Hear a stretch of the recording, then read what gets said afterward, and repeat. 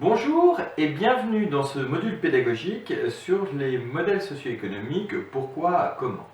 Depuis une décennie maintenant, le Rameau travaille sur les spécificités des modèles socio-économiques pour comprendre pourquoi est-ce qu'aujourd'hui, dans la confrontation des transformations à l'œuvre, chacune des organisations publiques et privées est obligée de transformer son modèle et surtout comment elle le fait. Et après 12 ans, progressivement, de découverte, nous avons jugé utile de lancer un programme, le programme Reconnaissance des modèles socio-économiques, afin chaque mois, entre octobre 2020 et novembre 2021, de partager autour d'un webinaire ces découvertes et de les illustrer très concrètement à travers les témoignages de partenaires avec lesquels nous avons pu cheminer depuis maintenant 12 ans. Alors nous vous invitons à ce voyage à redécouvrir en quelques minutes ces modèles socio-économiques. Qu'allons-nous voir? D'abord, nous allons voir finalement ce qu'est ce programme pour reconnaître les modèles d'intérêt général. Ensuite, qu'est-ce qu'un modèle socio-économique? Nous verrons ensuite quelles en sont les spécificités pour les modèles d'intérêt général, puis comment transformer un modèle, et enfin, quels sont les outils pour agir. Alors, l'objectif de ce programme, Reconnaissance des modèles socio-économiques, est triple. D'abord, partager une culture commune de cette notion de modèle socio-économique. C'est une définition qui n'est pas universelle, je vais y revenir, et donc il est important de partager finalement des fruits de cheminement pour pouvoir définir ce qui peut faire commun. Deuxième élément, pour permettre à chaque organisation de pouvoir se situer et comprendre finalement comment l'écosystème autour d'elle évolue. Et troisième point, apprendre à piloter la complexité de ces modèles économiques, puisque pour pérenniser son action, et bien évidemment, c'est un élément de plus en plus essentiel aujourd'hui. Dans le cadre de ce programme, nous avons donc fait un cycle annuel autour d'un rite et d'un rythme mensuel qui a permis, durant 12 étapes, de redécouvrir l'ensemble des spécificités de cette question des modèles socio-économiques et surtout de leur diversité. Lors des webinaires d'octobre, novembre et décembre 2020, nous avons pu faire un premier cycle de 3 temps pour comprendre les spécificités de ces modèles et surtout nous avons pu aborder les approches qui permettent aujourd'hui de pouvoir faire un premier temps d'étape autour de ce module pédagogique. Nous aurons tout au long du 2021 bien évidemment la suite de ces travaux, mais ce premier socle de 3 nous aide à comprendre de quoi il s'agit lorsque nous parlons d'un modèle socio-économique. Effectivement, nous avons vu respectivement 3 approches, 3 angles de vue. Le premier a été celui par les territoires. Quels sont finalement les besoins systémiques d'un territoire? Et pourquoi sommes-nous tous concernés par la question du modèle socio-économique? À travers le webinaire d'octobre dernier, où nous avons pris l'exemple des Pays de la Loire, nous avons vu effectivement comment nous pouvons mobiliser les richesses humaines, les leviers financiers, les alliances pour répondre ensemble à des besoins d'intérêt général d'un territoire. La deuxième élément, la deuxième approche, c'est de comprendre les compétences nécessaires pour s'approprier la dimension d'un modèle socio-économique. Ça fut le webinaire de novembre où nous avons appréhendé quelles sont finalement les différentes approches qui permettent de s'approprier cette dimension.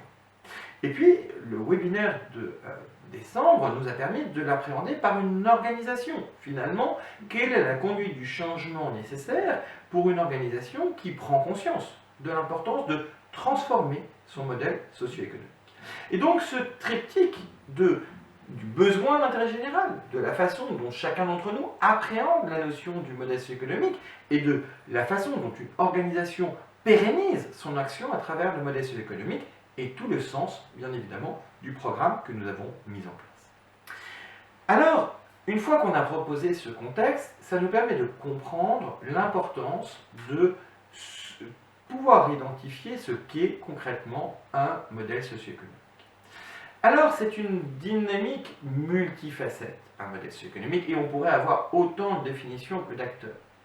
Mais il ne faut finalement pas oublier que le principe, le mot même économie, c'est celui de l'équilibre de la maison.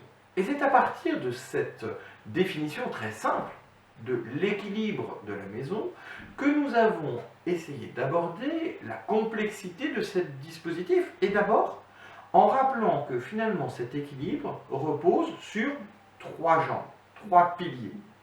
Les richesses humaines qui sont mobilisées pour pouvoir agir et faire agir. Les leviers financiers qui sont l'énergie nécessaire pour faire avancer et pour pouvoir investir dans un projet. Et puis les alliances qui permettent finalement de positionner le projet dans son écosystème et surtout de s'appuyer sur l'écosystème pour pouvoir déployer et développer bien évidemment l'action nécessaire.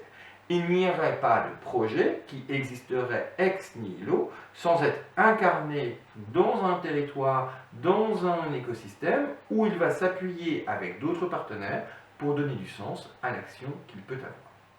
Une fois que l'on a défini ces trois piliers, il est intéressant finalement de comprendre comment eux-mêmes sont diverses. Le pilier richesse humaine, bien évidemment, on pense au premier chef, au salariat, mais lorsqu'il s'agit d'intérêt général, bien évidemment, la question des bénévoles, des services civiques, du mécénat de compétences, des stagiaires mobilisés, sont autant de diversités de richesses humaines qui peuvent être mobilisées. Si nous prenons juste l'exemple des associations du secteur associatif, eh bien ça représente 1,7 million de bénévoles et 1,8 million de salariés. Donc on voit l'importance de cette mixité des richesses humaines. Côté du financement, là aussi mixité, puisque on peut parler du subventionnement, qu'il soit privé ou public, à travers les subventions, le don, le mécénat, mais on peut parler aussi bien évidemment de l'investissement sociétal, à travers de partenaires qui vont investir dans un projet, et puis on peut parler de revenus d'activité, finalement, le fruit de la dynamique que l'on met en œuvre. Donc là encore, une grande variété de leviers de financement, et si l'on ne prend que le secteur associatif, il représente à lui seul 113 milliards de budget. Le dernier point, c'est bien évidemment quelles sont les alliances qui sont mises en place. Et les alliances peuvent être des alliances de positionnement, de production, de diffusion de ces travaux, ou des alliances de moyens. Et dans cette logique-là, bien évidemment, les synergies que je peux mettre avec les acteurs est un élément essentiel. Si on reprend cet exemple du secteur associatif, et si on ne prend que l'alliance avec le monde économique, c'est aujourd'hui 1,2 million de partenariats entre les associations et les entreprises en France. Donc, chacun de ces trois piliers est lui-même source d'un potentiel hybridation. Alors si vous voulez approfondir cette définition du modèle socio-économique, n'hésitez pas à aller sur le site Trajectoire socio-économique du CRDLA et vous aurez bien évidemment des modules complémentaires qui vous donneront la définition de ce sujet. Mais nous voulions insister sur un point très important. Lorsqu'on parle de cet équilibre de la maison, encore faut-il savoir de quel périmètre de la maison il s'agit. Bien sûr, il peut s'agir de la maison individuelle, de chacun d'entre nous, de la famille. Mais tel n'est pas les sujets de recherche du Rameau, qui se portent, eux, sur deux autres niveaux de périmètre de maison. Ça peut être une maison d'une organisation. Et dans ce cadre-là, bien évidemment, le modèle socio-économique est un des leviers essentiels, puisque c'est l'outil qui permet de donner les moyens d'agir. Il ne s'agit pas de transformer le modèle socio-économique comme l'élément essentiel, comme la finalité, mais c'est un des leviers essentiels, bien évidemment, pour pérenniser l'action qui est derrière. Mais on peut aussi considérer, et c'est le deuxième angle qu'analyse le Rameau, l'équilibre de la maison au niveau de notre écosystème commun. Et c'est là où il est intéressant de regarder de quel domaine il s'agit, de quel acteur il s'agit, de quel niveau territorial il s'agit, puisque quelque part cet intérêt général se traduit à des niveaux très différents si on parle d'un territoire, d'une nation, au niveau de la planète même. Et c'est bien cette logique-là, cette dualité entre l'équilibre de la maison d'une organisation et l'équilibre de la maison commune que nous étudions en permanence dans ces travaux de recherche et qui fait vraiment l'objet de ce programme reconnaissance des modèles d'intérêt général. Alors, il est bien évident que l'essentiel de ce cheminement est pour montrer le continuum nécessaire entre le macro, que l'on peut incarner aujourd'hui dans les questions d'objectifs de développement durable, qui nous donne un cadre commun pour pouvoir réussir l'équilibre de la maison, et bien évidemment un cadre micro dans une diversité d'organisations, puisque qu'il s'agisse des associations d'intérêt général, des entrepreneurs sociaux, des entrepreneurs classiques, il y a une diversité d'acteurs aujourd'hui, bien évidemment, qui peuvent s'approprier et qui s'approprient ces questions de modèle socio-économique, et y compris dans une dimension d'intérêt général, parce que ce soit à travers une logique d'engagement pour les entreprises classiques, ou que ce soit au cœur du modèle pour une structure d'intérêt général, l'association ou fondation, eh bien nous sommes bien évidemment tous concernés par cette question des modèles socio-économiques d'intérêt général. Et le point essentiel, c'est de pouvoir positionner ces modèles finalement dans notre écosystème global. Pourquoi ? Parce qu'effectivement, si chaque organisation ne prend pas conscience qu'elle fait partie d'un tout, eh bien elle va avoir tendance à considérer que toutes les autres organisations, finalement, ont le même type de modèle. Or, bien évidemment, je parlais tout à l'heure du modèle de la famille, l'économie domestique. Si on prend le système de production, l'économie productive, si on prend les services financiers, si on prend le service public, l'État avec la redistribution, ou les collectivités territoriales au plus près des territoires, si on prend les services publics, si on prend l'économie de la connaissance avec les universités, les écoles, et si on reprend l'économie de l'engagement, eh bien évidemment, ces 6 modèles de notre écosystème s'interpénètrent. Et c'est là où c'est très important de savoir de quel modèle il s'agit. Et c'est là où il est très important de pouvoir positionner chacun de ces modèles dans notre maison commune, puisque bien évidemment sur un territoire, dans une nation au niveau mondial, ce sont bien l'articulation de ces 6 modèles qui vont permettre d'avoir un équilibre global sur les questions d'intérêt général. Alors, pourquoi s'intéresser particulièrement au modèle des structures d'intérêt général? Tout simplement parce que ce sont les plus complexes. Tout simplement parce que quand on est une structure d'intérêt général, de par son positionnement, on peut utiliser la plus grande large palette de moyens mis à disposition, que ce soit dans la richesse humaine, ou bien évidemment, seules les structures d'intérêt général ont accès au bénévolat d'action. Il n'aurait aucun sens, et en tous les cas ça mettrait en risque notre droit du travail si chaque acteur économique pouvait utiliser le bénévolat dans son action. Parce que pour les leviers financiers qui peuvent être actionnés, il est normal que soit limité au-delà d'une revenu d'activité en partie, ou de partenariat stratégique, il est normal qu'il puisse y avoir une capacité à aller mobiliser du don, du mécénat ou du subventionnement dans sa fonction d'intérêt général qui ne peut pas être pris par d'autres types de financement ou en autofinancement. Et puis sur la partie des alliances, parce que bien évidemment une structure d'intérêt général va avoir une diversité de partenaires plus large que les autres types d'acteurs.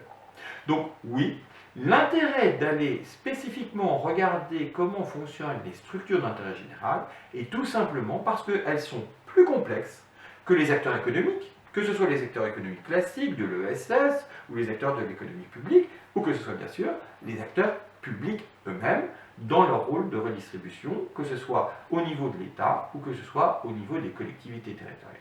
Donc, rentrons dans cette complexité, finalement, de la diversité des modèles possibles pour une structure d'intérêt général.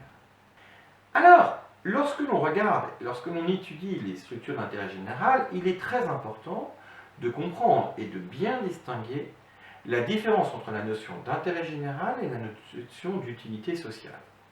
Et pour comprendre si on est d'intérêt général, et finalement quel est le modèle économique d'intérêt général qui est derrière, il y a 2 questions à se poser. D'abord, qui apporte la ressource? Est-ce que ce sont les membres? Est-ce que ce sont les acteurs publics? Est-ce que ce sont les acteurs privés, les personnes ou les organisations? Et ensuite, pour bien différencier si on est d'intérêt général ou d'utilité sociale, on va se poser la question, est-ce qu'il y a une contrepartie d'un service? ou est-ce que ça sera sans contrepartie d'un service? S'il y a contrepartie d'un service, très clairement, on est un acteur opérateur d'utilité sociale. Et on n'est pas une structure d'intérêt général. Alors que s'il n'y a pas de contrepartie de service, on est bien dans un modèle de structure d'intérêt général, association ou fondation, et c'est bien parce que ces acteurs n'ont pas de contrepartie à un service, donc ne reposent pas sur un revenu d'activité prédominant, qu'ils ont droit à un certain nombre de spécificités de mobilisation de leur écosystème, et notamment le bénévolat pour leur propre action, et le mécénat ou le don pour leur modèle de financement. Eh bien, naturellement, pour chacun de ces acteurs, il est intéressant de regarder quand est-ce qu'on est dans un contrepartie de service ou quand est-ce qu'on est sans contrepartie. Au niveau des membres, est-ce que c'est une cotisation abonnement ou est-ce que c'est une cotisation militante? Au niveau des acteurs publics, est-ce qu'on est dans la délégation de service public ou de la commande publique ou est-ce qu'on est dans de la subvention? Lorsqu'on est dans les acteurs privés, est-ce qu'on est dans la prestation de service ou est-ce qu'on est dans du don pour les personnes ou du mécénat pour les organisations? Cette question-là et ce positionnement-là est un élément totalement déterminant pour toute structure qui souhaite déterminer est-ce qu'elle est opératrice d'utilité sociale ou est-ce qu'elle est acteur d'intérêt général. Et pour aller un cran plus loin, le travail qui a été fait durant une décennie a été de qualifier les 7 modèles qui permettent de positionner chacun dans, finalement, l'univers de référence. Autour de 3 logiques. Est-ce que c'est l'autonomie des membres qui va permettre de pouvoir le faire? Si c'est l'autonomie des membres, eh bien quelque part, on sera dans une logique 100% d'autofinancement, quelque part. Est-ce que c'est le revenu d'activité qui va pouvoir le permettre? Revenu d'activité par la prestation ou la valorisation d'un savoir-faire ou pas en étant opérateur de politique publique. Et ensuite, sur une majeure partie des structures d'intérêt général, ça va être finalement quel est le financement, la solvabilisation par un tiers. Est-ce qu'elle vient des subventions publiques, comme par exemple les maisons des associations? Est-ce qu'elle va venir par abondement, c'est-à-dire la capacité finalement de pouvoir trouver d'abord un début de financement privé et d'aller rajouter un financement public en complément? C'est typiquement la solidarité internationale est fondée sur ce modèle économique. Ou est-ce que elle repose principalement sur du financement privé, que ce soit par la mobilisation privée, par exemple comme la FM Téléthon, ou que ce soit dans un modèle mutualisé entre organisations, typiquement dans la médiation sociale, ce que les PIMS ont inventé il y a plus d'une vingtaine d'années maintenant. Ces 7 modèles permettent réellement de se positionner. Ce ne sont pas des cases dans lesquelles il faut s'enfermer, c'est bien au contraire. Des éléments pour pouvoir se repérer dans cet univers des structures d'intérêt général. Là encore, nous vous invitons pour aller plus loin de regarder le module d'appropriation complémentaire que vous trouverez sur la plateforme pédagogique Trajectoire socio-économique sur la présentation de ces 7 familles. Alors, après avoir compris finalement les 7 familles, pourquoi est-ce important de se focaliser sur la compréhension et de se positionner par rapport à ces 7 familles? Parce que les leviers de financement que l'on peut utiliser sont très différents d'une famille à l'autre. Les leviers de financement sont soit des leviers pour augmenter les revenus, soit pour diminuer les ressources, et globalement, vous avez 3 leviers: agir sur le financement, optimiser les coûts, et pouvoir agir sur les leviers richesse humaine et alliance. Et ce qui est très intéressant, c'est que en fonction de la famille dans laquelle vous appartenez, bien évidemment, vous n'actionnerez pas le même levier avec la même pertinence. Et c'est pour ça qu'il est très important de passer de la compréhension finalement macro à rentrer dans les vis et les boulons en profondeur de ce que constitue le modèle socio-économique de la structure et notamment dans sa dimension financière. Alors la compréhension de cet arbre de levier doit être éclairée par quelques repères. Aujourd'hui, les cotisations représentent dans le secteur associatif 10 milliards, soit 9% du financement du secteur associatif. Les subventions publiques, 23 milliards, soit 20%. Les revenus d'activité, 75 milliards, soit 66%. Et la diversification des fonds privés, 5,7 milliards, soit 5%. Ce qui est très intéressant de constater, c'est que finalement, depuis 2006, il y a une certaine stabilité des cotisations et de la diversification des fonds privés dans leur ensemble, mais il y a une inversion entre la logique de subvention publique qui est devenue revenu d'activité, et donc on est passé globalement de la subvention à la commande publique dans la façon dont l'acteur public se comporte. Et le deuxième point important, la participation des personnes, des usagers, a elle-même considérablement augmenté. Mais il s'agit aussi de bien remettre les choses à leur place. Le secteur associatif, en 2006, représentait 70 milliards de budget, il est à 115 milliards aujourd'hui. Donc, bien évidemment, le poids de chacun de ces répartitions doit tenir compte aussi de l'augmentation de l'importance du secteur associatif en France, puisque bien évidemment, il faut relativiser par rapport aux chiffres de base. Mais il est très intéressant de voir que si en 2006, la majorité du secteur associatif était bien donc d'intérêt général, puisque dépendant de financement public qu'à moins de 50%, nous avons basculé depuis lors dans un secteur majoritairement d'opérateurs d'utilité sociale, puisque aujourd'hui le revenu d'activité, comme je le disais, représente plus de 60% du budget. Et ça, c'est très important parce que un opérateur d'utilité sociale et un acteur d'intérêt général n'ont pas la même fonction, n'ont pas les mêmes leviers et donc ne répondent pas de la même façon aux besoins des personnes et des territoires.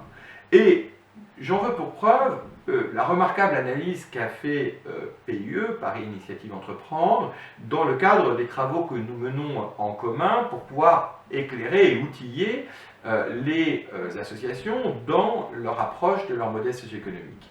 Les leviers, les compétences et les risques à mobiliser tel ou tel levier, cotisation, subvention publique, revenu d'activité ou diversification des fonds privés, ne sont pas les mêmes.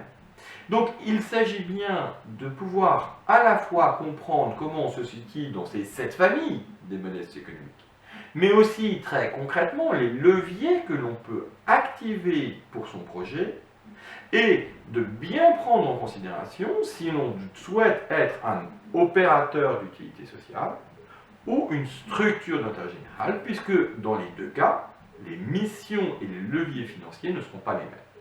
Et ce que l'on a pu constater depuis une décennie, c'est que certains acteurs ont basculé d'un modèle à l'autre sans même conscientiser cette transformation, et c'est bien là où, bien évidemment, la question de reprendre de la hauteur sur son modèle devient essentielle, puisque ce ne sont pas les mêmes missions quand on est opérateur d'utilité sociale et quand on est structure d'intérêt général. Alors, comment piloter finalement la transformation de ce modèle socio-économique? Eh bien, il faut se rappeler des 3 leviers d'activation de l'intérêt général. Quelle est la vision partagée que l'on peut avoir?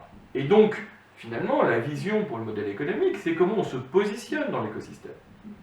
Comment est-ce que, finalement, on choisit de positionner sa structure dans l'écosystème des autres acteurs, aux côtés des acteurs publics, des acteurs économiques, des structures d'intérêt général qui peuvent exister, des acteurs académiques. Finalement, comment on se situe? Le deuxième élément qui est essentiel, c'est la gestion, finalement, de sa structure. Et comment on peut piloter la transformation de son modèle. Autrement dit, très concrètement, dans les vis et les boulons, comment est-ce qu'on passe d'une intention à l'action? Et le troisième point, c'est très important, c'est bien évidemment celui de l'action concrète. Et on voit bien que cette question du modèle socio-économique, elle demande à se poser la question comment on peut mobiliser les énergies nécessaires pour agir. Et donc ce n'est pas seulement une question de vision, comment je voudrais me positionner, ou de gestion, quels sont les moyens, les vis et les boulons pour transformer le modèle, c'est aussi quelle nature de mobilisation des acteurs, des personnes, des organisations, de mon territoire, autour de moi, de mes parties prenantes, je souhaite avoir sur ce sujet-là. Et j'en finirai sur ce pilotage Pour bien rappeler cette question posée initialement, le modèle socio-économique est un outil au service d'un projet. Sur les missions d'intérêt général, on voit trois natures de missions. Favoriser l'engagement, la mobilisation citoyenne, avoir une expérimentation innovante, piloter une forme de R&D sociétale, dont on parle souvent au niveau du rameau, ou être opérateur de solutions atypiques que ni les acteurs publics ni les acteurs économiques classiques ne peuvent avoir. Et ces trois missions sont tout à fait nécessaires et utiles. Mais le prisme, là aussi, de la mission et de poids dans l'action très clairement engagée par l'acteur, détermine le type de modèle socio-économique qui est derrière. Parce qu'effectivement, pour financer l'engagement et la mobilisation citoyenne, ce ne sont pas les mêmes leviers que pour faire des expérimentations innovantes, qui ne sont pas les mêmes leviers que pour être opérateur de solutions atypiques. Et donc, là encore, les gouvernances des organisations doivent bien se poser la question de la cohérence entre le modèle socio-économique qu'ils ont choisi et la mission prioritaire qu'ils peuvent avoir au service de l'intérêt général. Et ça, c'est un élément totalement déterminant, et là, nous rebouclons la boucle, où effectivement, cette question de modèle socio-économique d'intérêt général pose à la fois la question de quel est le besoin du territoire dans lequel je me situe, quelles sont les compétences dont je dispose pour m'approprier cette notion, et comment est-ce que ce modèle socio-économique devient un levier de pérennisation de l'action d'une organisation qui a envie d'agir sur l'intérêt général. Alors pour finir ce module, quels sont les outils qui permettent aujourd'hui d'agir? Bien sûr, nous l'avons vu, il y a ce programme reconnaissance des modèles socio-économiques d'intérêt général avec ce cycle annuel auquel vous êtes tous invités. Mais vous avez aussi d'ores et déjà deux éléments essentiels qui peuvent vous permettre de retracer l'ensemble de ces travaux, que sont d'une part le référentiel modèle socio-économique d'intérêt général qui a été publié chez Juris Association en septembre 2019, qui est disponible librement, et une fiche repère modèle socio-économique que vous trouverez en ligne qui vous permet de donner accès à tous les éléments pour s'informer, se former et agir. Concernant s'informer, en dehors de ces cycles de webinaires, cette année, en 2021, le rameau aura tous les mois une newsletter dédiée à l'économie de l'Alliance, sur laquelle vous retrouverez des informations sur les richesses humaines, les modèles de financement et les alliances au service de l'intérêt général. Concernant se former, vous avez d'ores et déjà une diversité de modules de e-learning sur la plateforme L'innovation territoriale en action, et surtout, nous avons réalisé avec l'ESSEC un MOOC sur les nouveaux modèles économiques des associations qui est disponible sur la plateforme Coursera. Enfin, pour agir dès aujourd'hui, vous avez deux centres de ressources. L'un qui est plutôt un centre de ressources pédagogiques, la plateforme Trajectoire socio-économique, dont on a déjà parlé, et le centre de ressources Modèle socio-économique d'intérêt général, qui est plutôt pour les acteurs plus aguerris ou les accompagnateurs, sur lequel vous retrouverez les documents de référence, des exemples inspirants, des démarches pour conduire cette transformation des modèles socio-économiques, ainsi que toute une boîte à outils nécessaire à la transformation. Vous ne manquez pas d'outils, et nous sommes très heureux de pouvoir les mettre à votre disposition après les avoir co-construits avec plus de 500 organisations publiques et privées pour qu'elles correspondent à une diversité de besoins. Et nous sommes encore plus enchantés de continuer à cheminer ensemble au travers de ce voyage à la redécouverte de la diversité des modèles socio-économiques tous les troisièmes jeudis du mois sur les webinaires à partir desquels vous pouvez vous inscrire, soit à travers le site du rameau, soit à travers la plateforme L'innovation territoriale en action. Nous avons été très heureux de partager le fruit de nos travaux autour de ce module pédagogique modèle socio-économique, pourquoi et comment, et à bientôt pour poursuivre nos échanges au service de l'intérêt général.